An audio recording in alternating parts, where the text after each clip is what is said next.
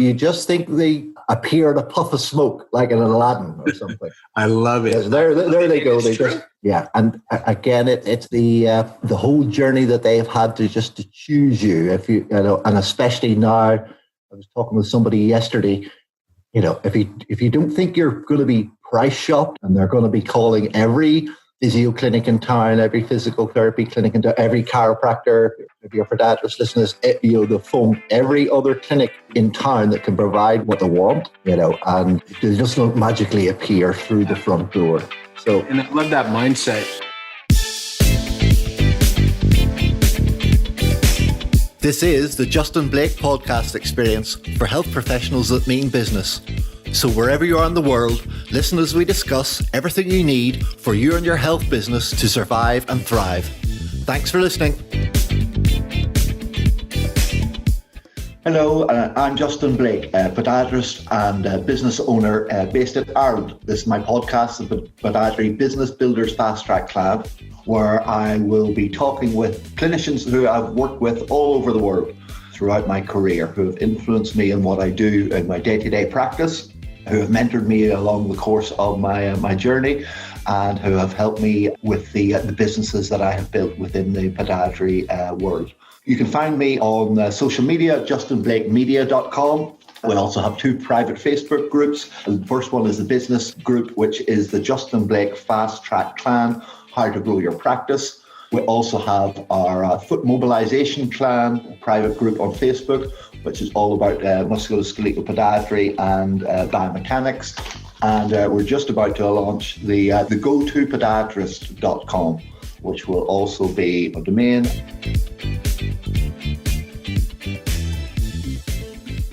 Hi, everybody, and welcome to, this is the first podcast in this series of Justin Blake's Business Builders Fast Track Clann. And today I've got the great pleasure of, with me today is Jerry Durham, all the way from Philadelphia, East Coast of the States.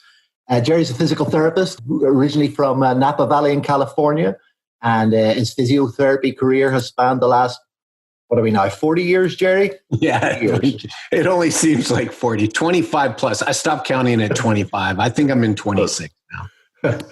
Jerry ran a very successful private practice, sports and spinal therapy center in San Francisco in California. And Jerry helps practice owners, engage with patients for great results, believes the magic is in the relationship that you build with your customer and how this patient experience, and that's the key, the patient experience is the key to the ultimate business success. So welcome, Jerry.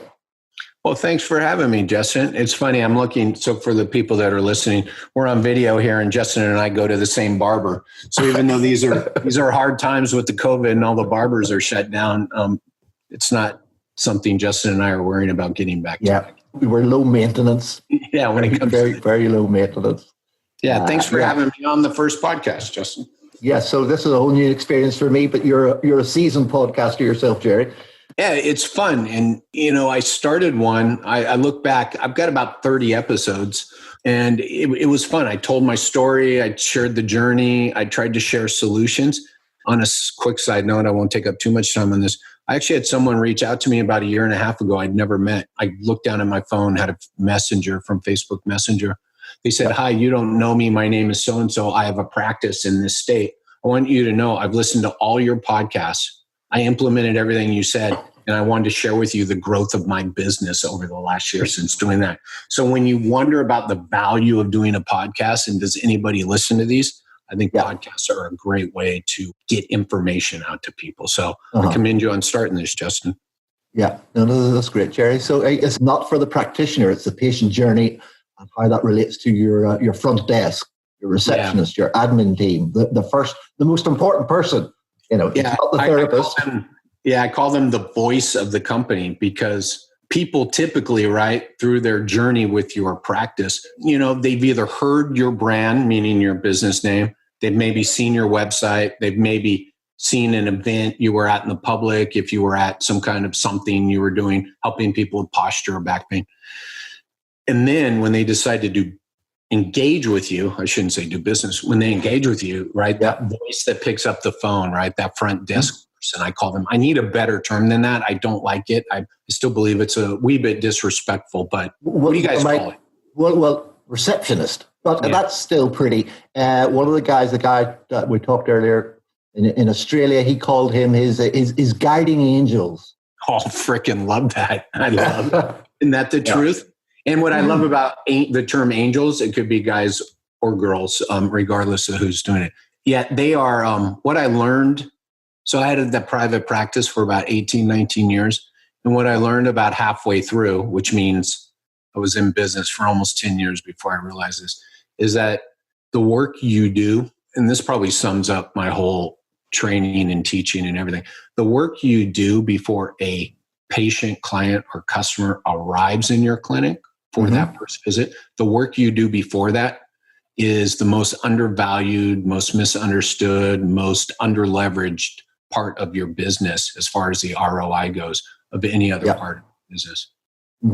Yeah, I think, and I was very guilty of this for, again, probably more than 10 years, is you just think they appear in a puff of smoke like in Aladdin or something. I love it. There they go. They just, and again, it's the whole journey that they've had to choose you. If you know, and especially now, I was talking with somebody yesterday.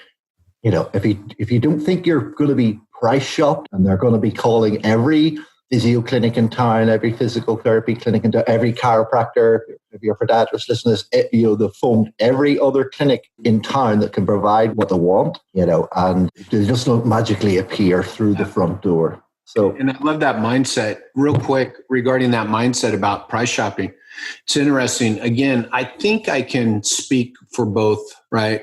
The UK and the States when I talk about this, because I've worked with enough people and spoken with enough people like you that I believe this is a lot alike. People price shop. I love this. We'll go down this route. People price shop because we give them nothing else to base their decision on, right? Because they called to schedule physio, or they called to schedule podiatry, or they called to schedule a chiro visit, or they called to schedule an osteopath visit. And we let them do that. Oh, hi, Jerry. Oh, you want to get scheduled for physio at 10:30 on Thursday for your low back pain? Sure. And that's all you do. So what happens when they call the next place? Physio, low back pain, 10:30 on Thursday. So what do you have but price to choose on? So part of that journey that I talk about, and the reason that receptionist, guiding angel is so undervalued is because they're the one that sets up the value proposition. Because of course, that was with one of the mentors that I worked with before was, it's a red-green brain conversation. How much is it? It's 75, whatever currency it is. Okay, thanks, bye. Exactly. When and it's those 5 key words. It's how much is it? Why? What have you done? Simple enough, right? Completely changes the conversation. So then it's not about the price. It's so different.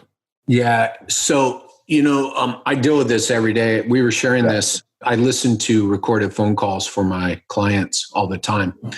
And that interesting thing that happens in the States, of which I'll change it just a skosh to mean for both of us, is, hey, how much does it cost? Right. And what comes out of the person's mouth on the other end of the phone next will guide the conversation.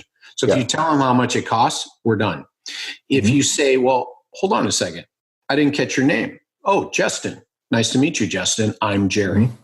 Now, here at ABC Physiotherapy, right, I'm more than happy to share with you about the cost and the price of doing this. Yet what's important to us here is we understand why you need us.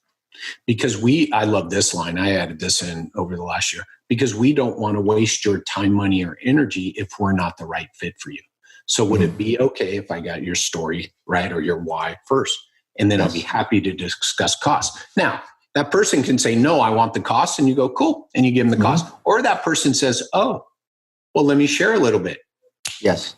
Every other clinic would have hung up on them. But now you've got them engaged. When we implemented these systems, because I've been following your stuff for, 4 or 5 years now, more. I love it. And again, it changed our whole front desk from that, 30, 45 second conversation to 15, 20 minutes, 5 minutes. It's just but of course, then that gives other things that you have to, it's like fixing any problem in a practice or changing as a knock-on sequence. So that means you need more admin staff guarding. That'd be a good problem to have. It is. What a great problem to have. But they wouldn't stop. That was the thing. They wouldn't stop talking. Yeah. What do you mean? That's just. And again, a way I was trained and used to run my practices when I first started in the UK and then came back to Ireland was that, to have that wealth then of information that they've freely given to the front desk team that you now have before you initially meet them. It's completely gold, rather than having to reinvent the whole consultation. Breach tells me that you're really struggling to get back on that golf course. And, you've got that golfing trip planned for, let's, tell me more. Yep. People just heard 20-minute phone calls and they freaked out, Justin, because So let me put a little clarity around this, because by the way, Justin, I agree with you 130%. I tell people, well, wait a minute. If a 10 to 20-minute phone call gets you a client that arrives, pays, stays, and does your marketing for you, you're not willing to invest 10 minutes into a phone call. So I don't disagree with you. And with that said, here's what else I've realized. If the mindset is around having a conversation and learning their story, actually you put through the training I do, and I'm not here to pitch my training, but this is what I do, and I'm going to do it as soon as we hang up. I got another training group I'm training this afternoon, but you will be more efficient. This is what I've realized. So I was listening to calls for a client last week, and I got through an 8-minute phone call from start to finish. Hi, my name's so-and-so. I want to get scheduled for physical therapy. It was 8 minutes. And they scheduled the person. They got them on the schedule. So the next step is to get them to arrive, right? When that's my gig, is we don't just want them scheduled. So I hung it up and I looked at my notes and I went, that call should have gone quicker. There was efficiency to be had in the call if you were listening. So what's funny, Justin, and the take home here is it's not just allow them to tell their story. Listen. Guide them to. Listen. Guide them how you want them. I love the guide them part. Yes, guide them. So just so everybody doesn't freak out. Yes, there will be calls that go 10 to 20 minutes, but there will be other calls that go 5 minutes. And by the way, there will be other calls that go 45 seconds because your team knows how to listen for the people that are the right fit. That's right. Yeah, I just wanted to clear that up. So don't freak out, which is, it's asking the right questions during that call. And listening to the responses, engaging what the patient's looking for. Because and that's, when I'm just thinking back again, Zara, when I worked in London in my clinic, he was like an army officer on the phone, man. She was just like, hello, what? Yes, no. And it was just, I'm thinking now, it's just like, oh my God. Well, and then here's something else I want to clarify. Well, she was employed. Go ahead. Right. I have never, ever blamed a front desk person on the face of the earth for the way they answered, because you know what I said? Because someone trained them to do it. My fault. I didn't train her. I just want to, again, be clear on that. It's my bad. I employed Zara to book appointments. Yep. You got it. Yeah, and she did it. She booked appointments. She did it fantastically well. Yeah. Fantastically well. Any issues, it's all from. Hey, Justin, can I share a quick thing about that booking appointments? Because you and I know this, and I want everybody on your podcast to hear this, because I believe this is something they can take away and be done with the podcast and go back and use it and actually put more people on the schedule. When you tell your front desk person to book appointments, you've told them that is their job. That's the task that you've done. So you're going to do it as quickly, and why wouldn't you? And you're going to get people booked, and you're going to book people all day long. Yep. And she was successful at it. Yep. Now, let me give you another option here for the people listening. I know you've heard this, but how about we told Zara, look, Zara, it's more than getting people on the schedule, getting them booked. Your role is actually to be a problem solver. Your role is to listen to people, ask better questions, and determine if we are the right fit for them. Now, magically, right? So, and we stopped there. Now, magically, she has permission, whether you say it or not, to listen, to engage. And by the way, put people on the books who will, my favorite saying, who will arrive, who will pay, who will stay, and we'll do your marketing for you. And refer for you. Yeah. Right. So when we tell people to get them scheduled or get them booked, we sell them short. Yeah. And what's just popped into my mind is with the advent a few years ago of all the practice management systems, the online booking now on your website. Yes. Now that's been a lot of inquiries I've had recently with people wanting to upgrade and things. And actually in Ireland now there's enterprise loans, or not loans, sort of grants for upscaling your website and making it more sort of e-commerce friendly and things. A lot of people have taken on or gone to new, or changed systems and have the booking online integrated with their website. So does that then change? That obviously then is supposedly more convenient, but then do we lose that interaction and that first experience now then that we have planned to give them? So check this out. That's a great question. So I spend most of my time and energy trying to figure out what people want, right, on the other end of the phone. I don't think I said this at the beginning. I answered over 1,000 new patient calls in my own business, right? So I sat in the chair and took the new patient calls. So that's where my journey started in this, because I knew I was in a part of my business where it's like, we must manage this front end better. And I went, I just got to sit down and answer the calls. You got it. Right? I did a horrible job. It's a hard job. It's a hard job. I've had to do that when somebody's called in sick or whatever things, and you're there and you're trying to. So I did it for a year, and that's how I got here. What I learned was a handful of things that now, right, I teach and share and give back to people is people want control. The people on the other end of the phone want control. What control, we can define it different ways. But if I ask you a yes or no question, Justin, I'm giving you control, right? Justin, can we talk about the cost at the end of the call? That's a yes or no question. Justin is in control. Well, by asking Justin that question and giving him the appearance of control, I actually own the conversation. Does that make sense? So people want control, right? And they don't want to admit what they don't know. And they want to get off the phone quickly because they've been treated poorly. So all these things, again, come back to control, right? So people go to your website. They're like, well, I just want to book now. I want control. Yeah. So guess what? I give them the option to do that. But guess what? Right at the bottom where it says book now, it says this is locking in your appointment that cannot be confirmed until we speak directly with you. We will call you within the next 15 minutes. Yes. So it allows you the control, but I get the win because you still have to have the phone conversation with me. So we still get that interaction. So that's my solution to that is you let people book directly. Yet the appointment is not confirmed until you speak to one of our guiding angels. Yeah. And it's also the thing, I mean, when we had those conversations and scheduled, then there was the follow-up after that with the email system, the confirming the appointments as well. But then the whole email, or what they can expect and all about the parking and the map and the whole thing and who you're going to see and then the follow-up when they talked to Breege. And then she followed up after the appointment, and I told you he was fantastic and you were going to love him and stuff that he knew all about, and that follow-up the day after the appointment and then the week or two as well, and that whole relationship that you build, just really sort of starts there. And so, well, I think it'll come back in a second. But I think that shows back to, you can't, I had this discussion this week, you can't automate a front-end trust building process. You can't.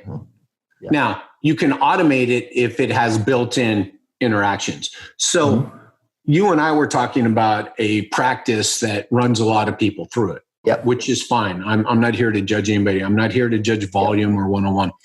Yet the people that practice that runs volume, they're going to do very well with online scheduling and probably the decreased human interaction. There are people out there that want that. Yet the mistake people are making is everybody calls you, Justin, and says, we need to upgrade to online scheduling. And my first question is, what are you selling? What are you selling? Because this may not be the right fit. Now, if you're running high volume Yeah, it could be the perfect fit. Yeah, just for people who don't know what high volume is, I didn't know what high volume was before Australia. Yeah. This is like, and it tends to be chiropractic, 50 patients in a 50 patients in a 16 and 1 hour session. Yeah, so think about that. That's high volume. Those people don't want to mess around on the phone. So giving them the online scheduling is a very viable option. So again, remember, my world comes from, and I want to default back here, the patient life cycle. And what I have found over my career is these problems and questions to be solved are solved by knowing your patient life cycle. So if someone called me and said, I want to put online booking on my website, I'd say, how does that fit into your patient experience, your patient life cycle? And 99% of the people go, what? And I go, okay, let's back this up.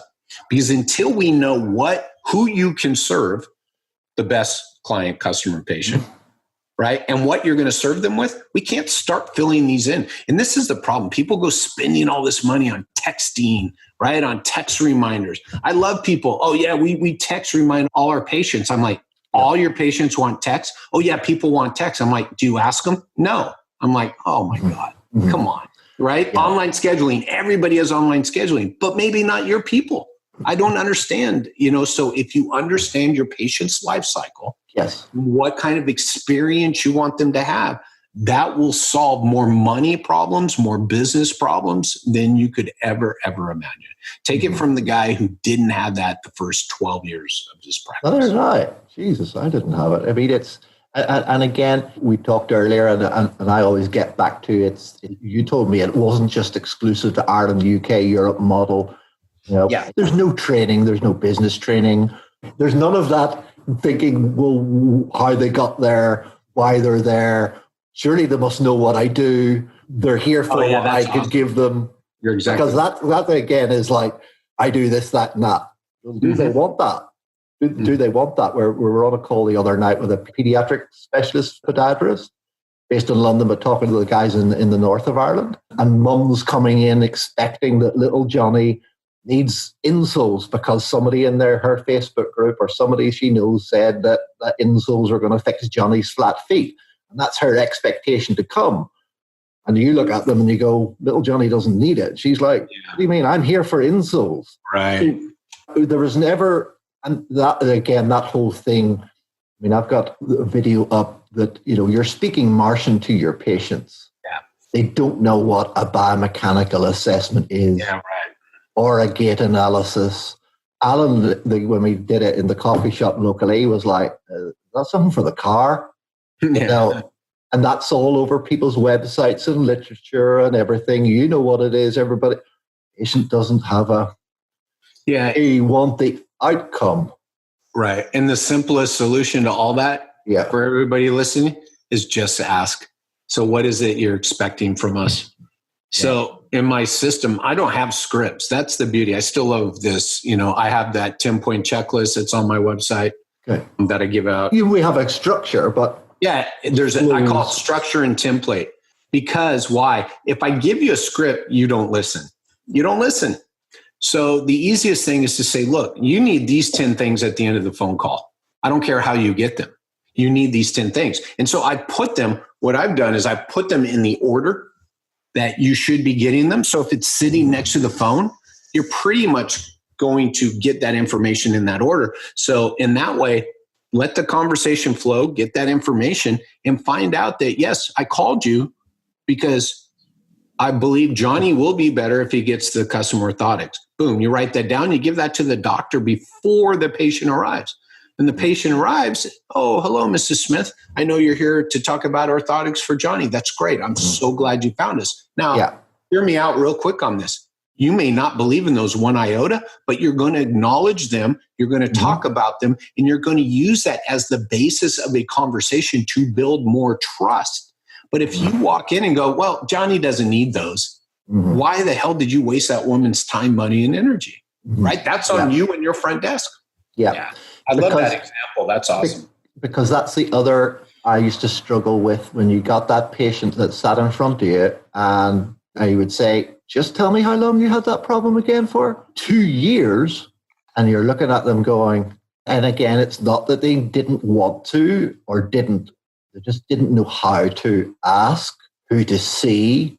And again, if you think that they haven't talked to the GP or their friend or the lady down the butcher's, and they've been online and they've Googled and they've bought the insoles off Amazon and tried, and they've cut back on their walking, and they're now, it's all tied in all those, again, I've been in this so long. So in my own practice, I worked the front desk. I answered the incoming new patient calls. I was a treating provider. I was an owner. I did billing. So I've done it all. I was in the collection side within my own practice. Now, before that, I'd done some of that work and I was a provider. So I look back at the provider side of it and think about all those patients I had and not really the right fit. And now I look back and go, no, we just didn't help them understand. By the way, you and I have said this, some of those people shouldn't be in your clinic, shouldn't be in the provider's office, right? Johnny who needs orthotics. Well, if you guys don't do orthotics, it might be best to help Johnny and his mother find the clinic that does and just cut the losses, because why would you put anybody through that? Again, it's time, money, and energy of the patient, client, customer, and it's time, money, and energy of your business and the provider.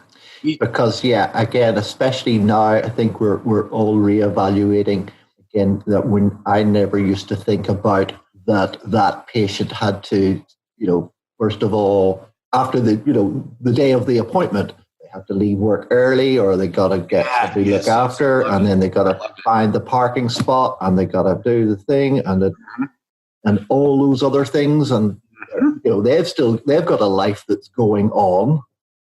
We don't think about that whole and everything that can be. And again, I think that's one of is you book the appointment. Why are they going to turn up? Yeah, I love that. And I didn't know you were going to go that direction. And I was thinking, that where everybody isn't the right fit. A lot of times when I listen to recorded calls with the people who took the call, the first question I'll ask them at the end of the call, no feedback during the call, we let it go. And I'll say, so why will that person arrive now? Tell me why. And then once they do arrive, because they got the email or they got the text message to tell them. All of it. No, well, no. Right. Yeah, thank you.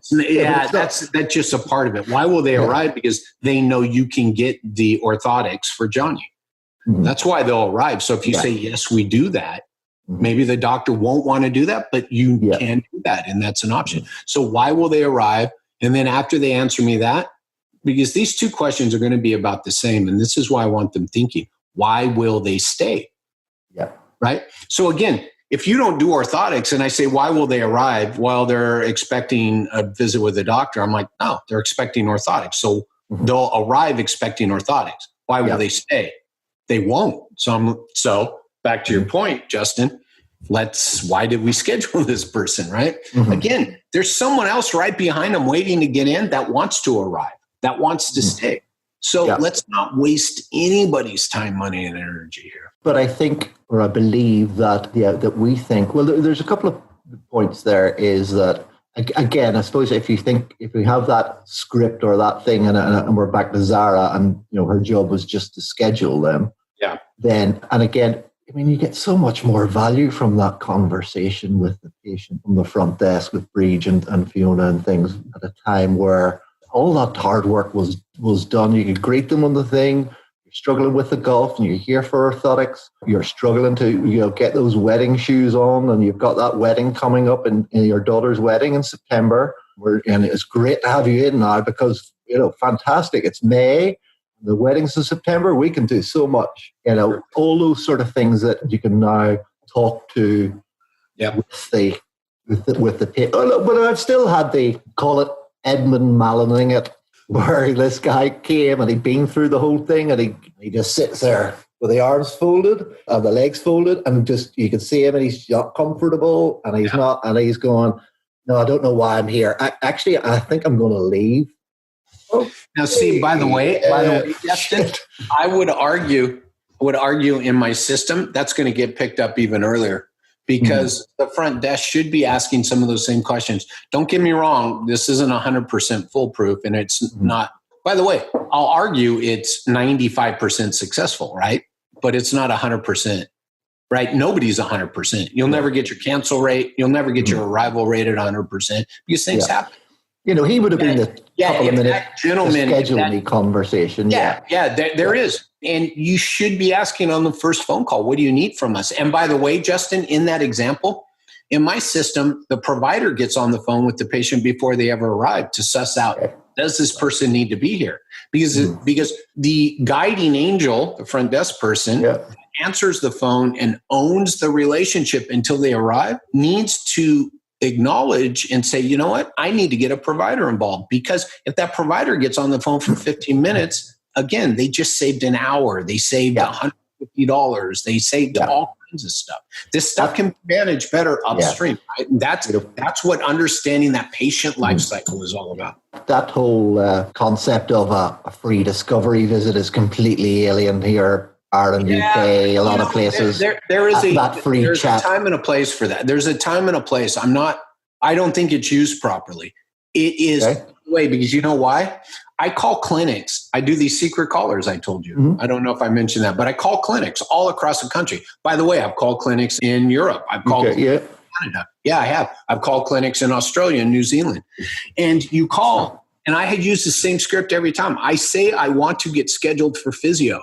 And the clinic's using the free discovery visit. So what we have here, Jerry, is a no obligation free visit. So you can come in. And 51% of me wants to say, I want to get scheduled. I just asked you to schedule me. Right? Aren't you listening? So people who offer these typically don't understand the patient life cycle. And if you're going to use free discovery visits, they are at the discretion of the person responsible for getting a person on the schedule who will arrive, pay, stay, and do the marketing for you. That's your front desk person. So I train the front desk person. If you get to this point and you start to hear this, you're going to have to start thinking discovery visit.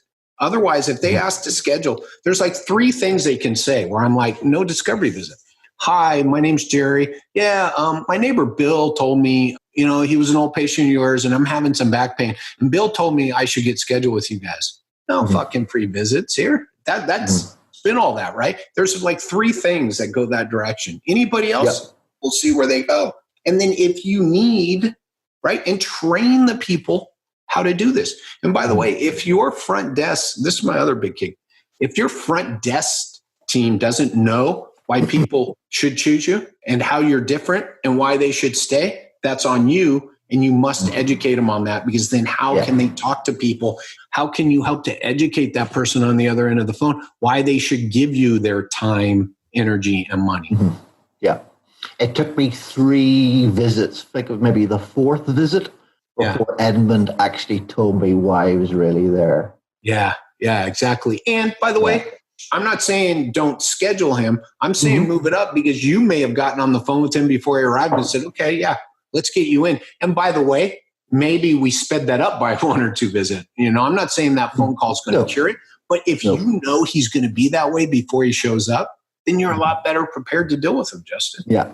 And then again, conversations on instant chat, live chat on websites and things. Yeah. I mean, yes. It's a whole new world out there. I mean, there's it is. And you have to understand yes, I believe there is a complete place for that. Again, where does it fit? I told you, when texting software came out, everybody and their brother got it. I'm like, do you ask your patients? No.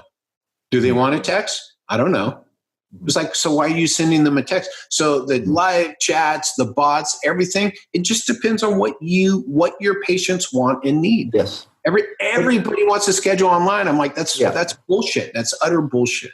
Yeah. No, we covered quite a lot, but I think really it's, and again, back to me, and I just used to think patients just appeared, knew what you did. That was it. And the eyes were certainly opened when you think about, and again, a lot of people think this doesn't work in healthcare, or we're different, or it doesn't work in my part of the world. And we talked before about Disney, and it's the experience. And especially when I'm trying to get people now to put their prices up, it's when that was the main thing. It isn't that you double your price or stick 20 or 30 onto the current price and do nothing else. Right. You've got to, if you're charging top dollar, People are better deliver. Yeah, you better deliver. Better experience, and everything else has to change in your practice as well from that, because people value their health. They're going to come and see you and give you their time and their money. You got it. You got to give them the experience for that. And it's got to start way earlier. It's got to start from beginning. So let's put it this way. It's got to be from beginning to end. Let me tell you real quick, Justin, because again, I've worked with people in Canada. I've worked with people in Australia. I've worked and talked with people in the UK. Mm-hmm. Yet here's what I've come to learn. As long as you're working with and treating human beings, it's going to work. So don't tell me it doesn't work in healthcare, and it won't work in your country or your city or your state or your county. Because as long as you're working with human beings, you must understand your patient's life cycle and the experience that they're going through within your practice, and you will be more successful. And by the way, be more successful, you'll help more patients get better, and you will make more money along the way. I don't know what you could do better in your lifetime on your deathbed going, man, I helped so many people stay healthy and get better, and I got for it. Yeah, because I was regularly told, you can't do that, wouldn't work here. Yeah, bullshit. I came back from Australia, that wouldn't work here. You can't package up treatment, that wouldn't work here. You can't see 4 patients in 15 minutes, that wouldn't work here. That doesn't work. How come he's doing it? Yeah. Works for him.